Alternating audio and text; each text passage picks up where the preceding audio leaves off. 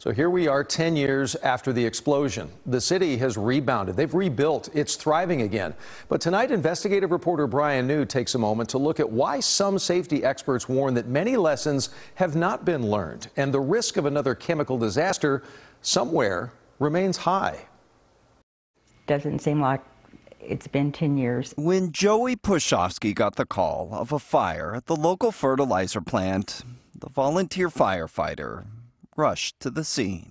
I would hope that people would be thankful for what he did. Pushofsky's parents say they've relived that day every day for the past decade. It makes me feel happy that he did what he did, but I didn't want him to lose his life.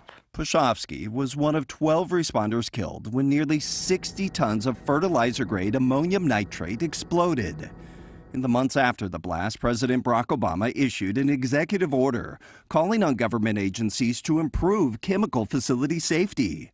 In its 267-page investigation, the U.S. Chemical Safety and Hazard Investigation Board pointed to a lack of federal oversight on fertilizer-grade ammonium nitrate, recommending that the fertilizer be added to the EPA's list of chemicals that receive stricter oversight.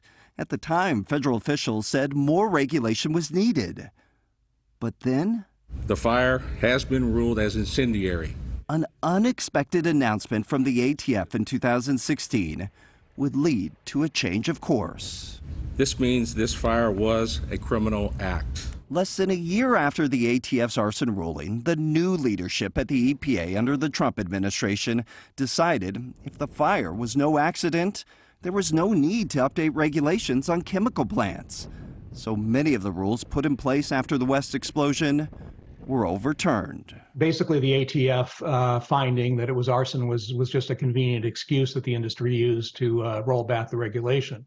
Jordan Barab was the second top official at OSHA at the time of the explosion. He says whether a fire is arson or accidental doesn't change the need for stricter safety regulations over the storage of chemicals. But the EPA leadership at the time didn't see it that way. The agency said the rules put in place after the West explosion were unnecessary administrative burdens and needed to go away.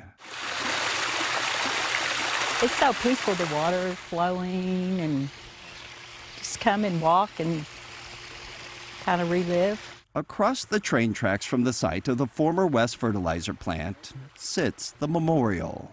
Him smiling at me and looking at me.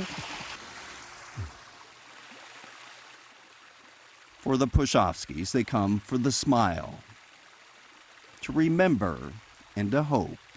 You would hope that, the regulations and the inspections and all that kind of thing would help to prevent something like this in the future. But with millions of Americans still living near ammonium nitrate storage facilities, safety experts say the risk, 10 years later, remains. We're always at risk of another West explosion. I mean, there's still not nearly enough control of many of the hazardous chemicals in these plants to protect the people working there, nor the people that are living in the vicinity of these plants.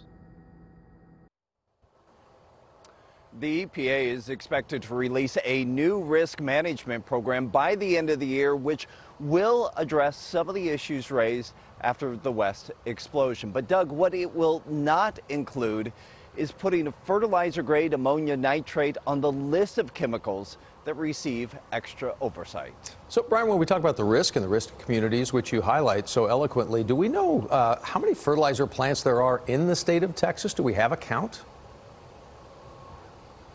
Yeah, so I spoke with state officials today, and they told me that there are 25 active ammonia nitrate facilities in the state of Texas. But, Doug, where those are and if they're near communities, that information is not made public. Brian New in West tonight for us. Brian, thanks so much.